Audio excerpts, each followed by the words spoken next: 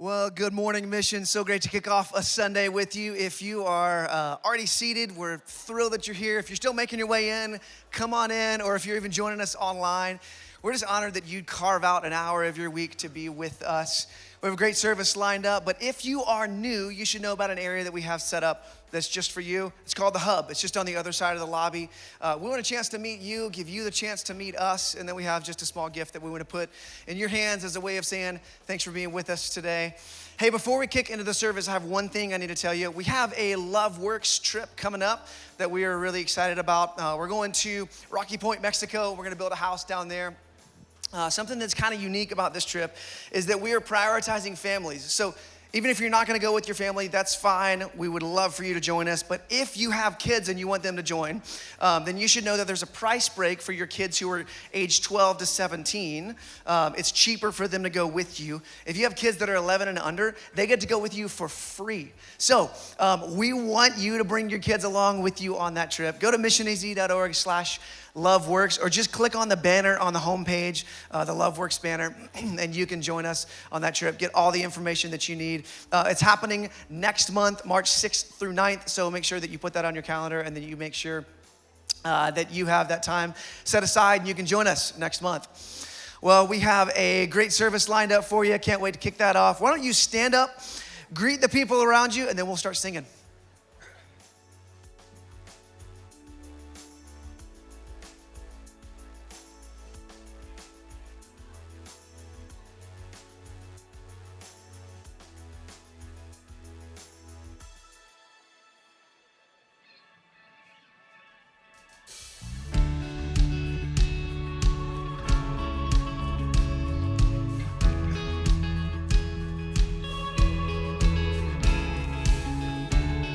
Your love's so great, Jesus, in all things. I've seen a glimpse of your heart a billion years. Still I'll be singing. How can I praise you enough? How can I praise you enough? You are the Lord Almighty, outshining all the stars in glory. Your love is like the wildest ocean. Oh, nothing else compares.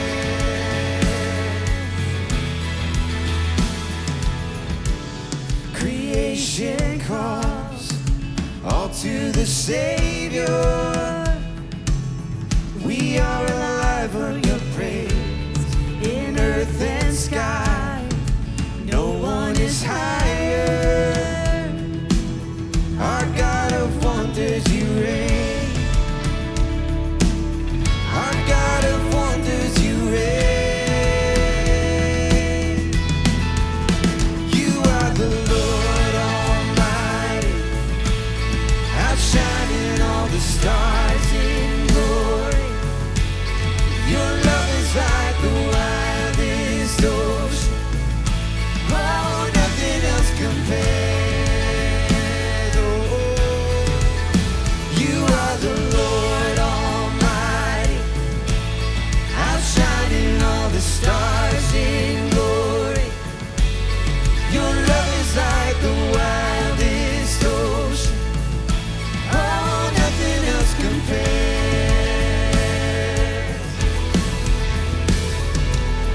Not to us, but to your name, we lift up all praise. Not to us, but to your name, we lift up all praise. Come on.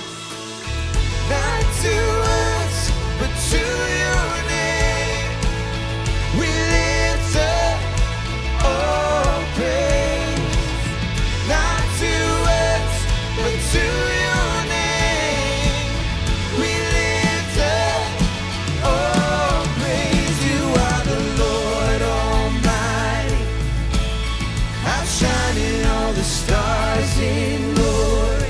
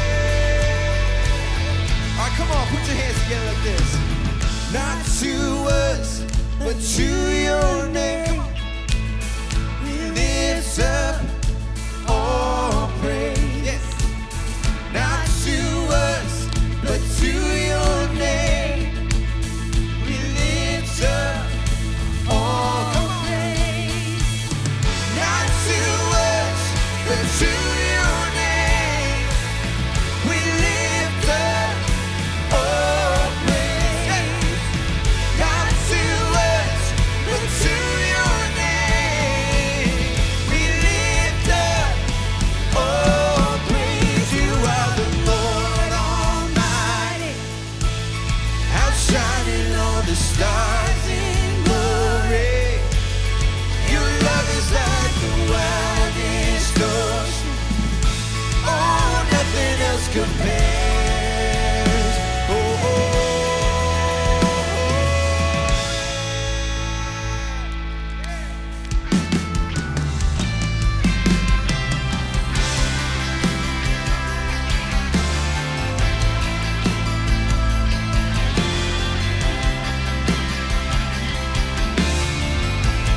Let's sing this out together. From a crown of jagged thorns, with the blood that hit the earth, in the scars you wore, you showed me that your love was always first.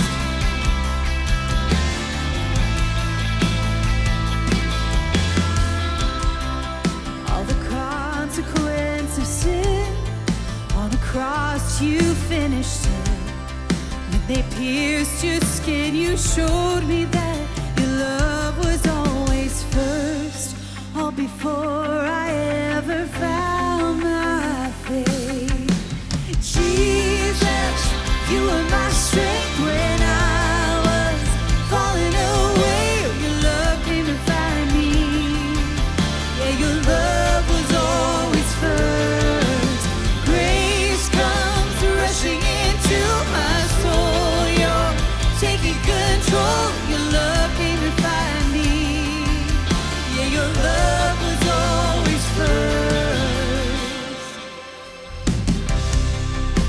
You laid behind the stone, and you walked from where you rose, and you led the way. You showed me that your love was always first. All before I ever found my faith. Jesus, you were my strength when I was falling away. Oh, your love came to find me. Yeah, your love was always first. Grace comes rushing into my soul. You're taking control. Your love came to find me. Yeah, your love was always first. Oh, your love, it was always first. And you demonstrate your love like this. No, not that I loved you, but that you loved me first. No, not what I earned, but what you freely gave away. While I was a sinner, you showed me what I'm worth. Jesus, when you bled, you died so I could live again. No, not that I loved you, but that you loved me first. No, not what I earned, but what you freely gave away. While I was a sinner, you showed me what I'm worth. Jesus, when you bled, you died so I could live again.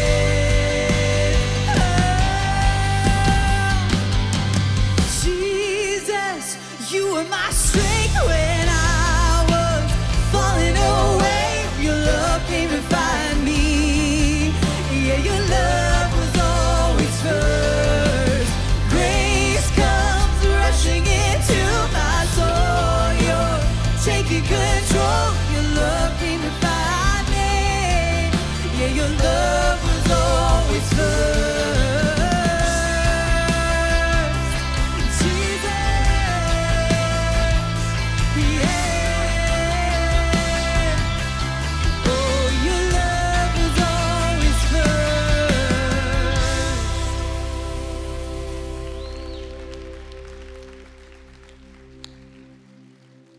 You know, one one of my favorite things about coming together is just knowing, well, one, being out of breath, just giving it your all, but just knowing that we're all different. We all have different stories. We might be in different chapters of our story or different seasons in our life, but I just love knowing that this room is full of different stories. But one thing is true. Well, there are many things that are true, but one thing is that all of our stories started out in the same way. We all have the same beginning, We all started out lost, without hope. We were all born into this world in darkness, not having hope for the next day. But what I know is true is that because of Jesus, our story ends in a different way than we were started in. Where we started, every single person in this room, where we started, we're not stuck with that. You are not stuck in the same place that you were started. And that's the hope that we have today. You may feel like you're stuck. You may feel like you're stuck in this place of hopelessness, despair. But the truth today is that God made a way through Jesus Christ. He made a way so your story doesn't end the way that it started, that you are not stuck. I am not stuck with what we started with. We've got Jesus. That's what we celebrate today. That's who we place our hope in and what we place our hope in. We're going to sing this song about God making a way through Jesus, and we celebrate that because it means that we are not stuck with what we started with. Let's sing this out together. Come on.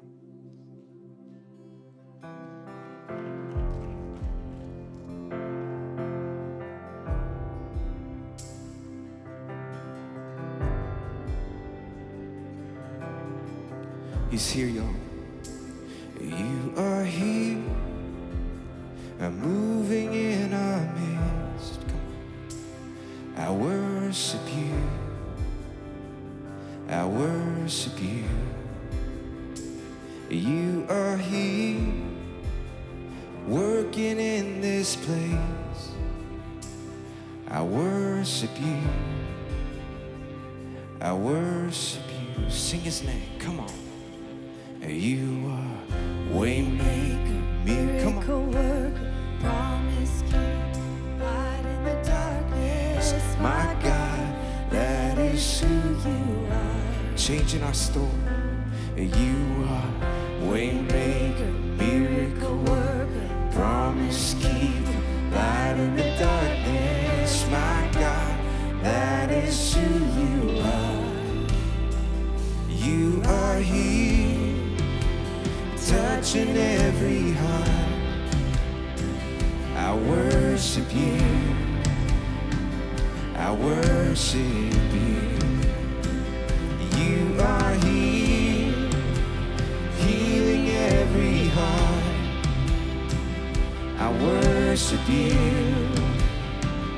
I worship you. Turn lives around. You are here, you're turning lives around. I worship you, I worship you. You are here, bending every heart. I worship you, I worship you. Oh, you are waymaker, miracle worker, promise keeper, light in the darkness. My God, that is who you are.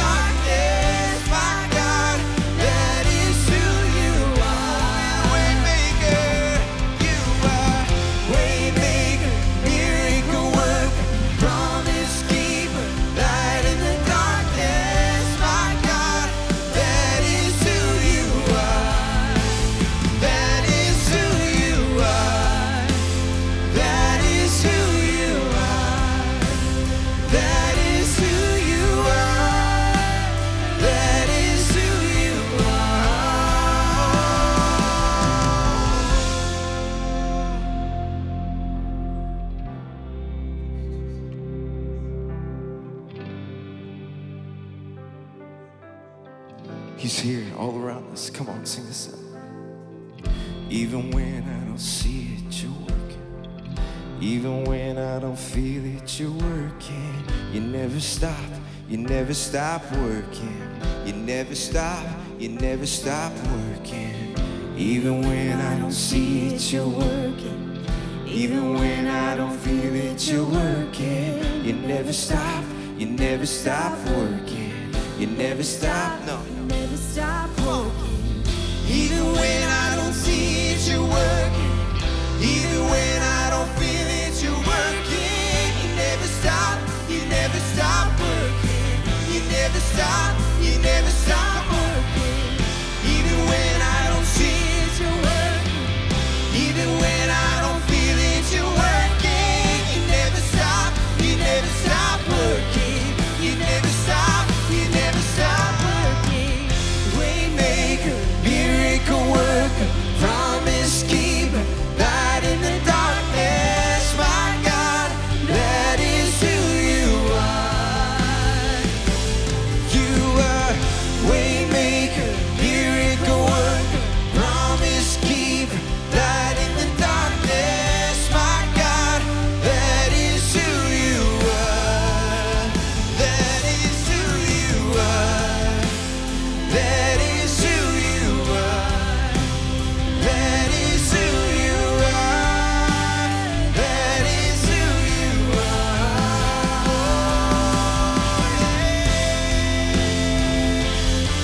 Oh, you're the waymaker. Oh, you're the story changer. Our God, you are.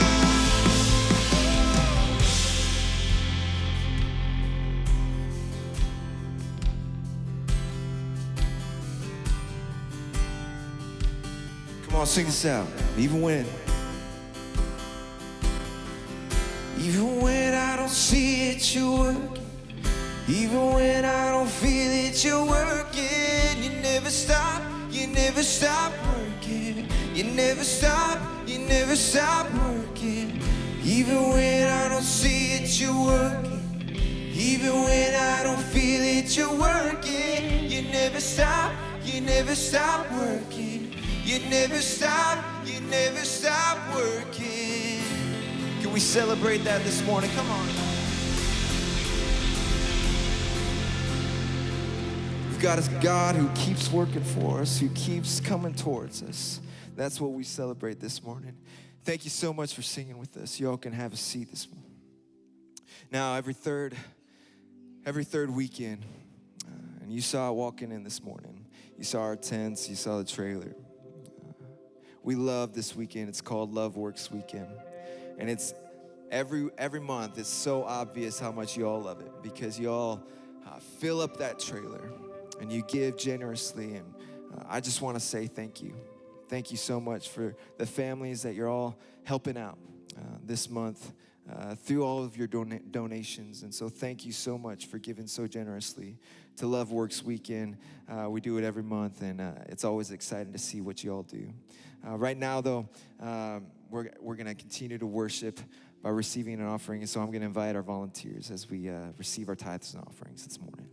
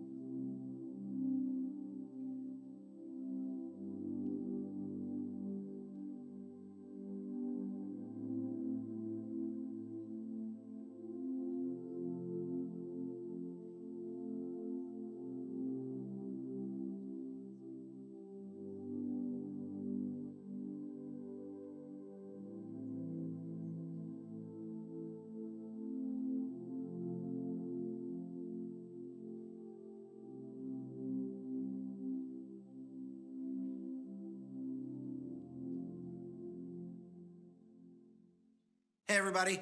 It's always a bummer to be away from Mission, especially on the weekend. Jen and I and our family, we love being at Mission on the weekend.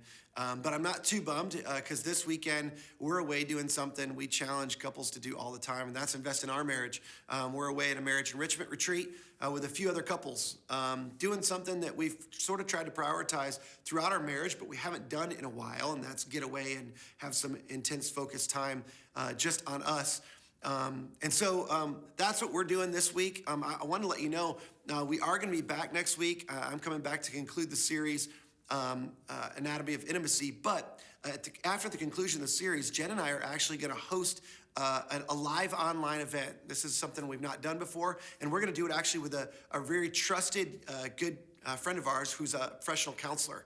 And so at the end of the service, you're going to get some more information about how you can engage in that and how you can submit questions for that so that we can sort of try to fill in the gaps with some of the things we may have missed in this series. Speaking of which, today I'm going to miss being with you because we have a really special guest with us today. Mike Foster, who's an author, he's a speaker, he hosts an online podcast called Fun Therapy, which sounds a bit like a oxymoron probably for a lot of us, but they have incredible content. He is also a teaching pastor at a church of a good friend of mine in California. And Mike and his wife, Jennifer, love to invest in marriages. In fact, a couple of years ago, they created a resource. It's actually a workbook called 5 Dates. There's a his and hers workbook, and it's a lot of fun. And what's different between this and maybe some other things you've engaged in before is Mike and Jennifer take the approach of not focusing on your problems. This is something that's really helped them, but to focus on togetherness or to focus on oneness, which, as you know, if you've been around the last couple of weeks, is all about what we're talking about in this series. So Mike is the perfect fit for this series. I'm so thrilled that you're going to get to hear from him today. They've also created an online video series called Extraordinary Couples, and all of their marriage resources can be found at extraordinarycouples.net. extraordinarycouples.net. So after hearing Mike today, if you want more of his content, that's the best place to find it. But here's what I'm hoping is that you'll help me welcome Mike back. He's been with us before, but as Mike takes the stage in just a few minutes, would you do me a favor in giving him a big, warm Mission welcome? That's it for me. I hope you guys have a great week, a fantastic rest of your Sunday, and I look forward to seeing you next weekend right back here at Mission.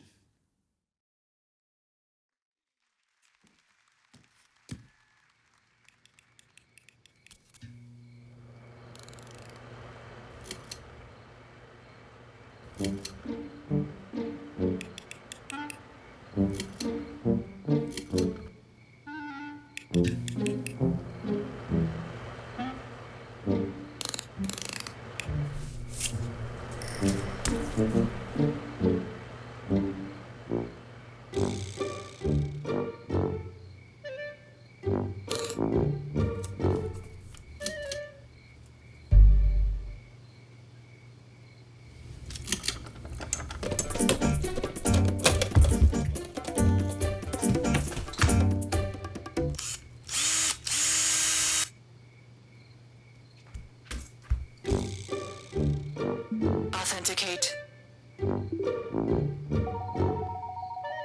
Access denied. Access denied. Access denied.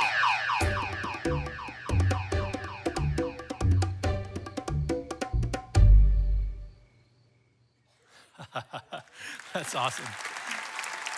Hey, good morning. Good morning. I love that I get to be here with you. I love this church. I love your pastor. I love this, just what's happening here in this community. And we're going to talk today about something that I am so passionate about and I believe is so important to really experiencing all that God has for us, and this idea of healthy relationships. My whole mission, my whole goal in life is to help individuals and couples build strong lives and relationships.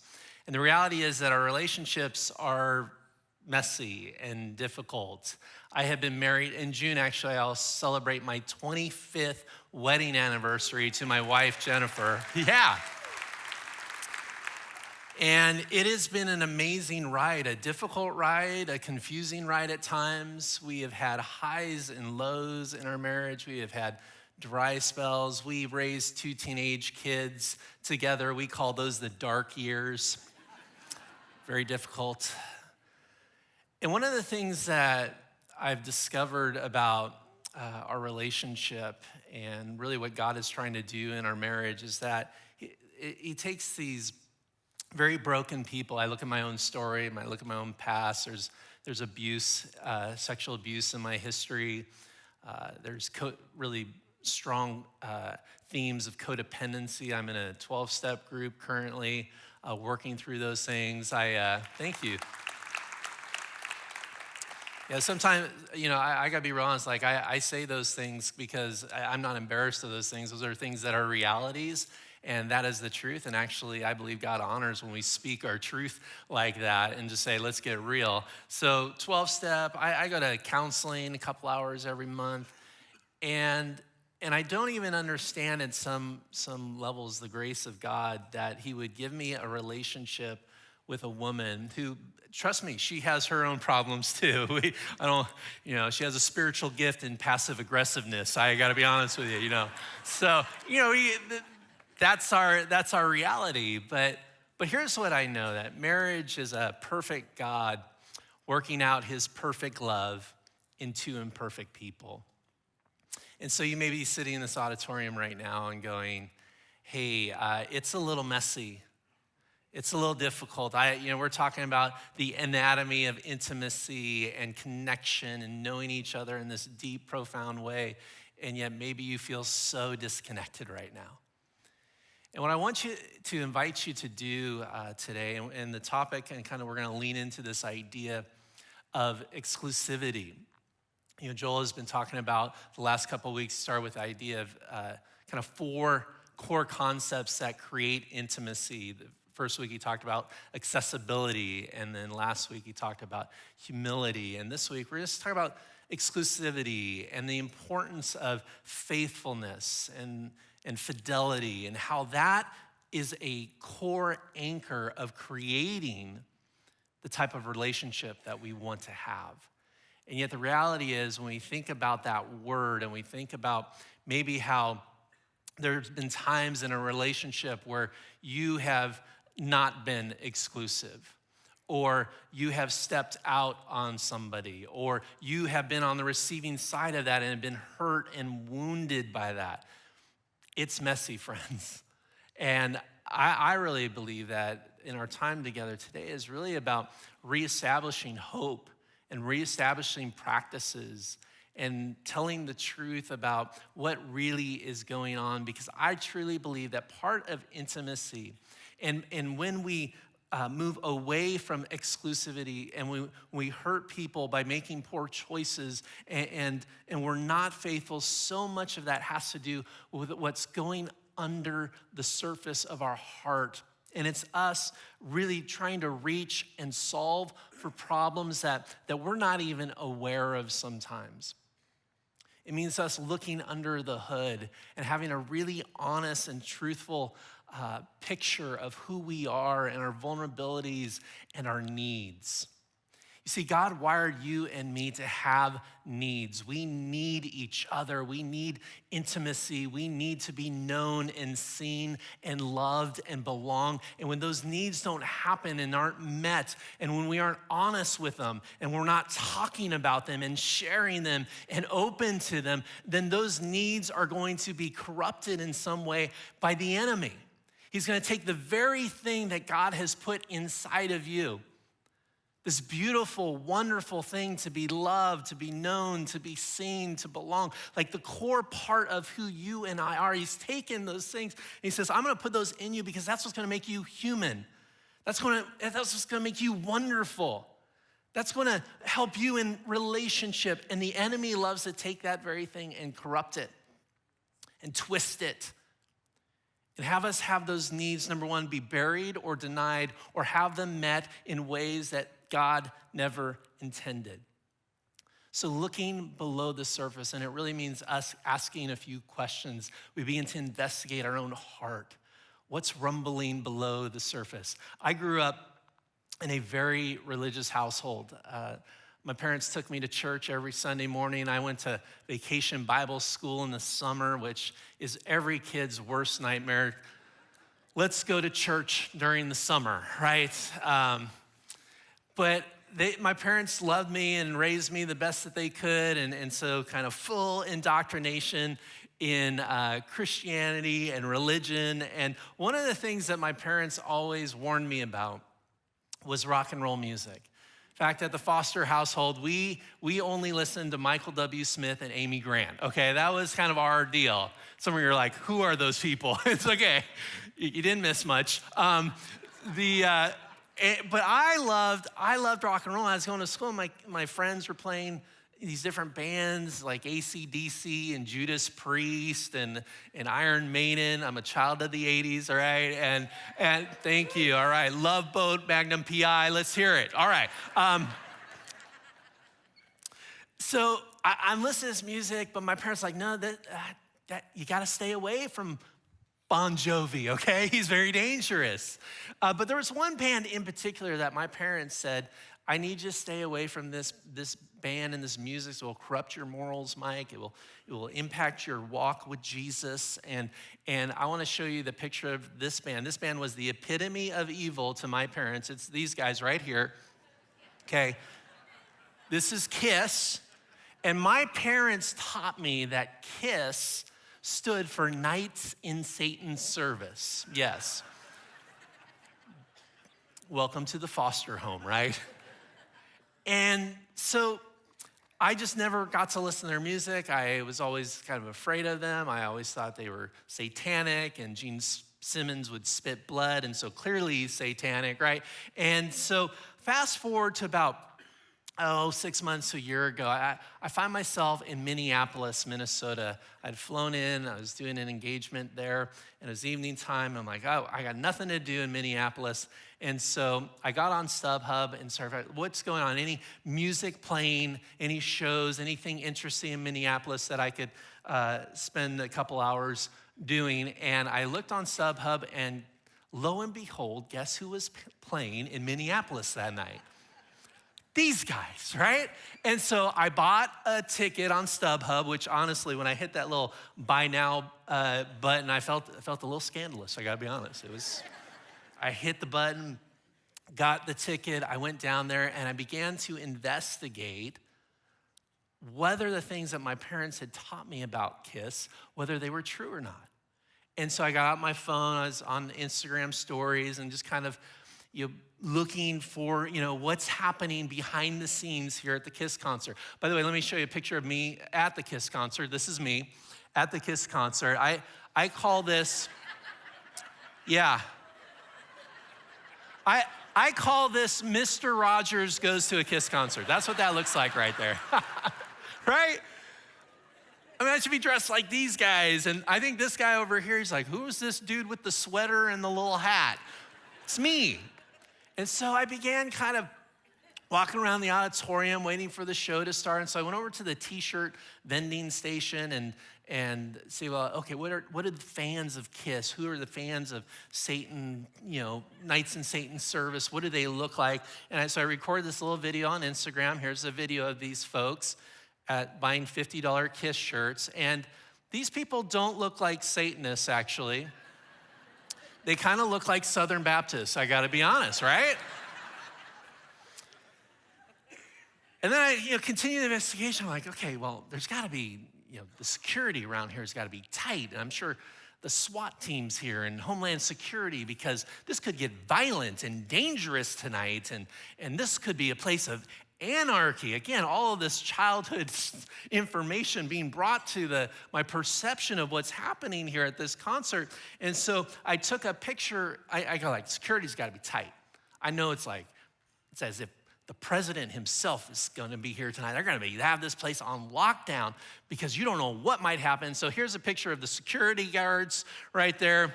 Minneapolis's finest, clearly not concerned. And here's the deal, what I found was Kiss is just a rock and roll band with lots of loud music and lots of fire, and honestly, some of their songs sound a lot like Hillsong United, I gotta be honest. That's what I experienced at the Kiss concert, there wasn't a single cuss word in the entire show. Very positive, very hopeful. Yes, Gene Simmons spit blood, but oh well, you know? And I could have spent my entire life sort of attached to a certain idea about KISS. And I maybe could have believed for a very long time that KISS stood for Knights in Satan's Service. And I would not have noticed, I would not have found out the truth unless I would have investigated, right? If I would have gone down and said, what's happening at the KISS concert tonight? What's going on there? And that's what I want us to do with our hearts, with our souls, with the things that God has put down there, the things that are rumbling around there that you have maybe not paid attention to, that you have not investigated. And when we don't investigate those things can lead us onto destructive paths in our relationships and in our lives, and have us making choices and making decisions that are ultimately going to undermine everything that God has planned for you. Here's the reality. If you can't get curious, you can't get free. I know so many couples who are not asking the right questions. I know so many couples who fear looking inside of their own heart and their own story and their trauma and their pain and their fear and their insecurity. And they fear looking at their needs. And because we just shove all of that stuff down, we bury it, we're embarrassed of it, we don't get curious about it all, we don't investigate it at all, and then all of a sudden that stuff begins to start controlling the shots in our relationship. And all of a sudden you're in this fight and this argument and you're disconnected from your spouse and you think it's about your spouse. I promise you it's not about your spouse. It's about all that stuff underneath that you have failed to get curious about. And so maybe if we want to have this deep intimacy, this deep connection with each other, it begins by exploring our own heart. Because here's also the truth, what the Bible says. It says this, be alert and of sober mind. Your enemy, the devil, prowls around like a roaring lion, looking for someone to devour. Resist him, standing firm in the faith. See, I don't know if you know this, but I'm a counselor and I work with people every day in terms of their issues and their pain, and they talk about their stories and their lives and their relationships and their marriages. And most people are just asleep. They're not awake to their life. They're not awake to the things and the choices that they're making. They're not alert. You know, 95% of your decisions that you make during the day are from subconscious programming. 95%. 95% of your life is just on automatic. You're just doing things, not thinking about things. And the challenge I want to give you today, if we really want to produce fidelity and faithfulness and exclusivity in our relationships, we have to be alert. We have to be awake. We have to be wide-eyed and see what's going on. Now, I don't know much about lions. I know a little bit about lions, but I actually got a lot of information about tigers.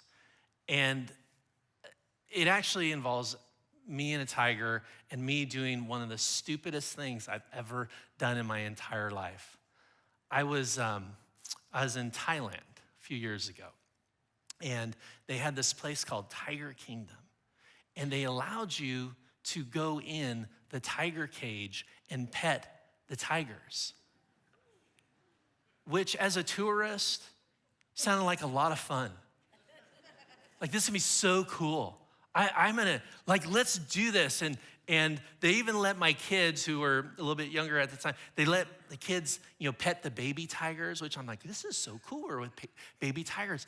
And then only the adults, and my wife wouldn't do it. I was the only one willing to go inside this tiger cage and be with this 600-pound tiger. I'm like, oh, this is so fun. This is so exciting. I can't wait to tell the story of me in a tiger cage. This is like Disneyland, but dangerous, right? And some of you are like, did you really do this? I want to show you. Here's a picture of me and the tiger. This is me. That's me without my glasses. But the guy who's the kind of the trainer goes, yeah, just grab his tail. That's his tail in my hand. And he goes, just lay on his back. And I'm like, oh, this is so cool and so fun. And then as I'm laying there on this 600-pound tiger, I'm thinking to myself, hold on a sec. What the Sam Hill am I doing right now? I am inside a tiger cage holding the tail of a tiger. This animal could kill me in 2 seconds flat. And all of a sudden, why? I was not thinking straight. And by the way, once I got out of there, I'm like, okay, I'm ready. I'm done with the tiger. I got out of the cage. And by the way, the cage is there for a purpose, right?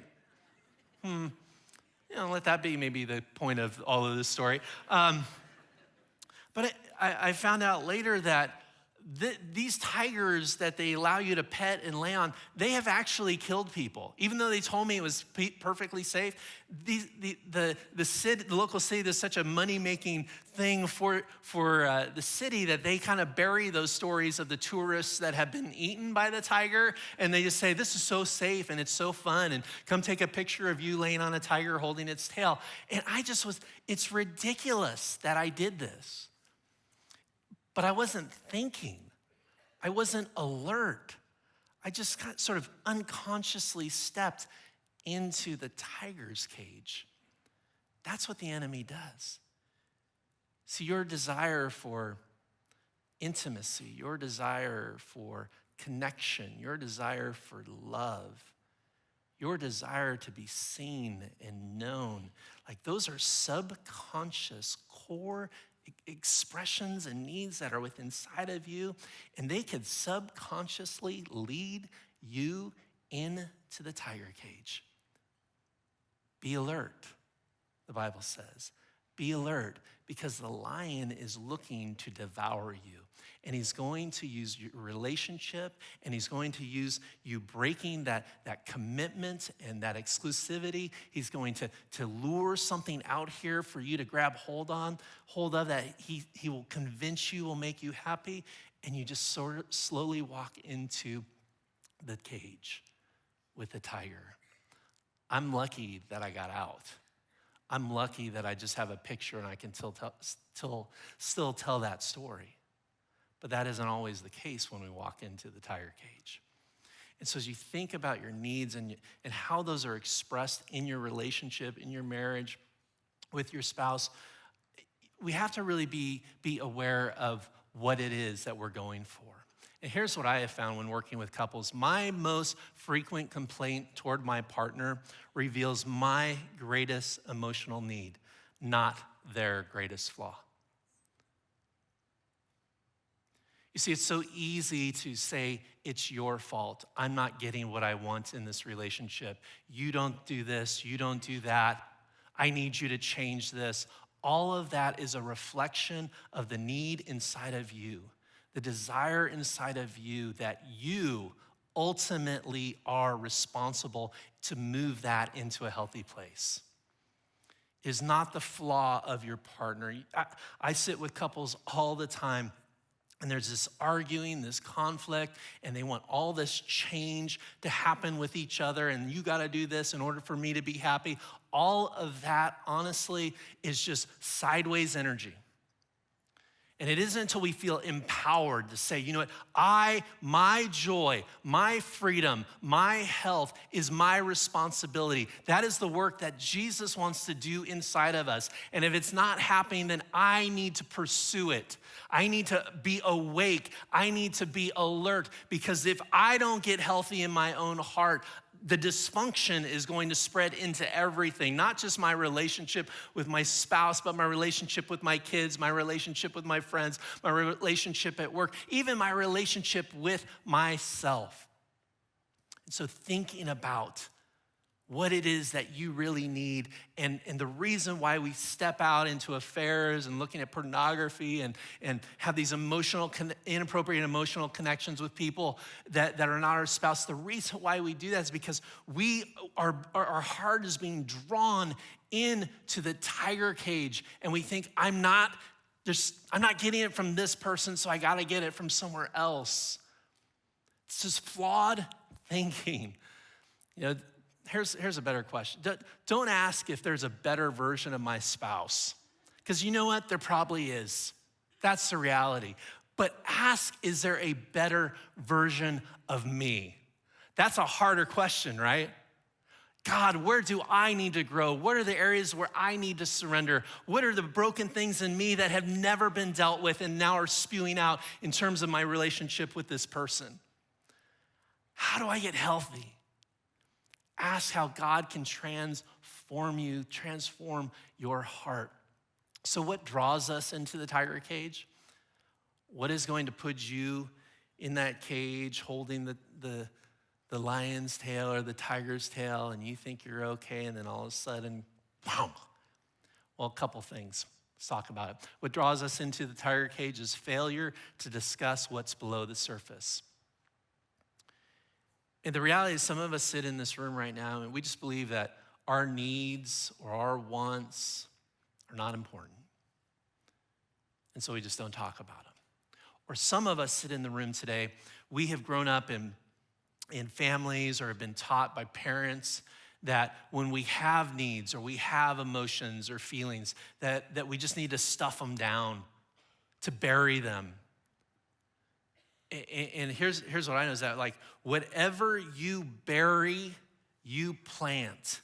And whatever you plant will grow. So if you bury that anger, you bury that cynicism, you bury that rage, you stuff all of that stuff down, you are planting something that will come out.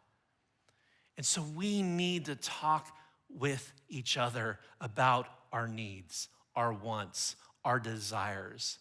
We need to talk to each other about our fears. Yes, it's appropriate to talk about things within our relationship that are struggling right now and that feel like there's tension.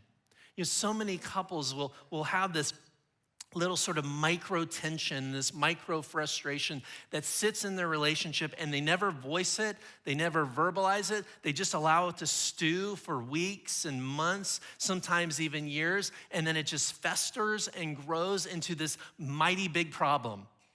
Versus maybe back here, we just can have a new agreement that we begin to raise level of conversation around even the little things. And not as an attack on the other person, but just we start sentence with, I noticed in my heart this week, I am feeling this way. It's not like you did this or you were late for that or I need you. It's just confession time of our own hearts and our own stuff that needs to come out. We need to discuss what's below the surface. And some of us maybe are in a relationship and we have this mindset that, well, my partner should just know. They should know what's bothering me. They should know what I need. They should be able to be so in tune with me that this should be so freaking obvious. Let me tell you, it's not. It's not obvious. And an unspoken expectation is an unfair expectation. It is your responsibility. And this is true intimacy, by the way. This is true connection. For us to talk about what we need. And the only way that your spouse or partner is gonna know what you need is for you to tell them what you need. It's not mind reading. It's not fortune telling. It's not me having to kind of guess what Jennifer, my wife of 24 years, might need. It's her responsibility to say, here's where I'm at. Here's where we're going. Here's what I'd like to see happen. An unspoken expectation is an unfair expectation. So what draws you into the tiger cage, away from exclusivity? It's just this failure to discuss what's below the surface. Here's another truth, is this: you see what you look for. And it is so easy to narrow in and hyper focus on our spouse's flaws, right? What they're doing wrong. What are the eyes saying? What are you seeing? It's so easy when we're frustrated or maybe we've been hurt to go negative, to go cynical, to start pointing out flaws. We're good at that. We're kind of naturally wired to find the negative in something. And so I invite you in your relationship, wherever you're at, to find the strand of glory, to find the thing within your partner that is beautiful and good. It's amazing for me. I'll sit with couples and work with couples, and I see two adults who are at each other's necks right now and just totally on different continents and not together whatsoever. And I just think to myself, there used to be a time in this relationship where there was love. There used to be a time in this relationship where they were madly infatuated with each other. And so much of that is about perspective, right? About what are they seeing now? Because now with all the conflict, I promise you all they see are each other's faults and what's wrong and the things that they don't like and the nitpicking and the arguments. They see that versus going back to this place of, you know what was the thing that caused me to see and fall in love with you, to desire you? And could we practice and put on these new goggles and this new way of seeing our spouse and go back to that place where you're like, I see the good. I can find something worthy and valuable. You may have to look kind of hard, but I promise you it's there. Our eyes and what we look for. I lost my AirPods a couple of weeks ago, and I'm kind of a creature of habit. I know where I put things. I know where I put the car keys. I know where I put my wallet. I know where I put my AirPods, the top 3 priorities, right? My phone. But I had lost my AirPods. I'm like, this is so strange. Like, where did they go? And I had been traveling a little bit at the time, and I always usually have them in my green backpack. And I looked in my green backpack, and they weren't there. And so I spent literally 3 weeks searching for these AirPods. And I checked every pocket, I checked every coat, every drawer. It was like this massive mission to find the AirPods. And finally, on the last day, I had checked that bag multiple times, right? On the last day, I'm like, okay, I just gotta have to go down to the Apple store and buy a new pair. Spend $200 or whatever. This is ridiculous. I'm frustrated by the fact that I have to do this, but I need my AirPods. And so I said, before I do that, I'm gonna do one last check of the bag where they're supposed to be. And I looked in the bag and I got really granular, and guess what was in the bag? The AirPods. In fact, the AirPods had been there the entire time. And I swear I looked in that bag 5, 6, a dozen times, but I did not see them. And the reason why I did not see them is because I had forgotten something really important. I forgot that I had bought this little case, this little black case to put the AirPods in to protect the case. And it was a black case. And I was looking for a white case. So you see what you look for. It was right there in front of me. It was right there. But I couldn't see it because I was looking for something else. So for you, like maybe there's something that needs to happen in your relationship where you see the good, you see the potential, you see the possibility. We grab a hold of that. The Bible says this: the eye is the lamp of the body. If your eyes are healthy, your whole body will be full of light. But if your eyes are unhealthy, your whole body will be full of darkness. Think about your eyes. Philippians says this. It says, finally, brothers and sisters, whatever is true, whatever is noble, whatever is right, whatever is pure, whatever is lovely, whatever is admirable, if anything is excellent or praiseworthy, think about such things. Those are the things that put on new eyesight. What do you see? You see what you look for. And if you want to find an excuse to step out on your relationship, you want to find an excuse to have a relationship outside of your marriage, you want to find an excuse for your pornography use, you want to find an excuse for having some stuff going on the side, like it's because you're looking for that and you're failing to see the gift that is in front of you. Exclusivity, it is so hard, but when we look and we have a different vision, it becomes a little bit easier. Finally, what also draws us into the tiger cage? First, it's failure to discuss what's below the surface, this whole idea of seeing what you're looking for, and then the lack of boundaries. Here's the truth. Our favorite lie that we tell ourselves is, I am the exception to the rule, right? I tell myself that lie all the time. And you know what's so funny? I always believe it. Oh, this won't happen to me. I am the exception to the rule. This may impact everybody else, but I've got this figured out. And all of a sudden, bam, I am in the tiger cage. I am not alert when I'm thinking I am the exception to the rule. So how do you create those boundaries? Some of you need to create boundaries in a relationship. Some of you need to create a boundary with yourself and some of your own rhythms and practices. Some of you need to create a boundary with technology. And so how do we create these boundaries? Because if we don't have boundaries, if we have sort of this boundaryless life, that's gonna get us into trouble. It's gonna create scenarios and opportunities that we don't wanna be in. My whole life is really about doing small things well. One of my boundaries with just my life, but also with my wife, is that I don't drink when I'm traveling. Because I know, hey, you get a glass of wine in me, and I'm not a big drinker, but if I have a glass of wine, I know that all of a sudden I'm a little less alert. Let's put it that way, right? Also, my wife has all my passwords, full access to every technological thing I have. And by the way, that's not just for her, that's for me, because I feel so much better when I don't have to hide anything. I'm also aware of hey, I'm setting up good systems and processes that help me have boundaries in my life. And my wife isn't my accountability partner, by the way. She's my advocate, okay? And so how do we create a boundary? Quick 4 things. Number 1, you gotta define them. Most of us have never sat down either with our spouse or with ourselves or with relationships and said, okay, this needs to be a boundary.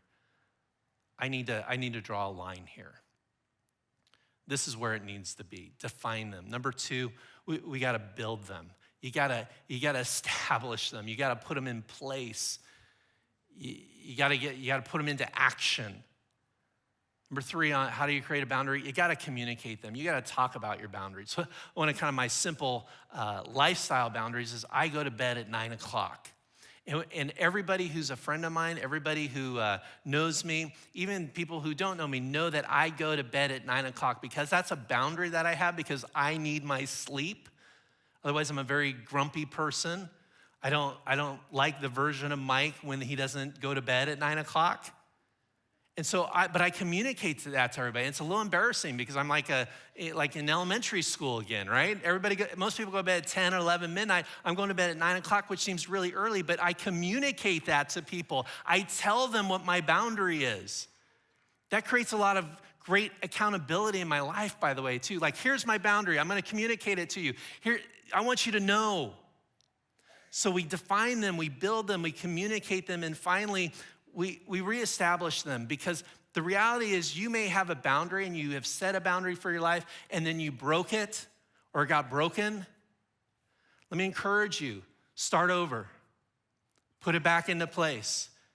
Part of having healthy, consistent boundaries is this permission that we give ourselves to reestablish them. So define them, build them, communicate them, reestablish them. Man, listen, the lion is out there.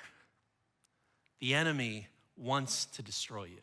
He actually wants to take the very things that God has wired into you, your need for intimacy and love, your need for connection, your need to be heard and seen, desired and wanted.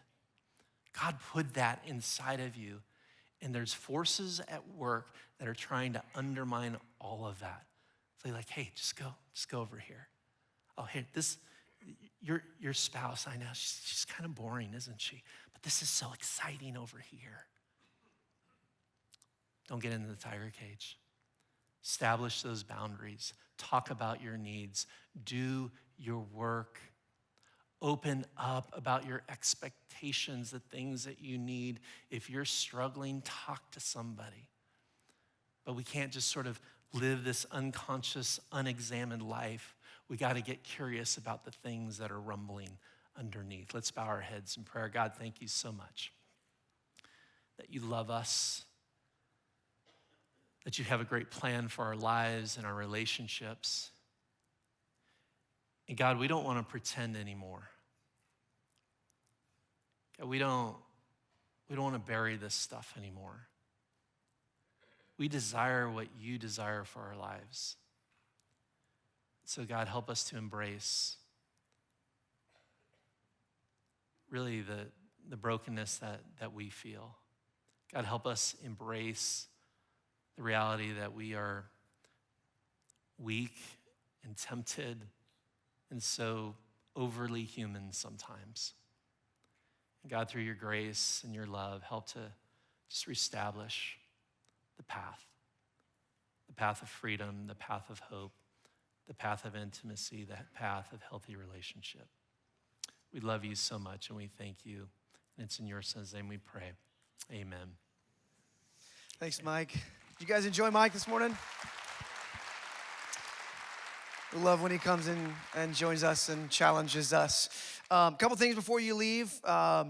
Don't forget, so Paul mentioned earlier that every third Sunday is our Love Work Sunday. We have a compassion offering that we collect that goes to help you and me and those of us right here in our community who are just struggling to make ends meet. And so on your way out, our team is going to be beside the doors. Help us with this compassion offering. So drop some money in there on your way out. That would really help. And then the second thing is Joel's going to be back next week to conclude this relationship series. I have been deeply challenged. I know you have been as well, all throughout this series, and I've loved it. So make sure you come back next week. And if you're watching online, make sure you're back here in this place next week. We look forward to seeing you next time.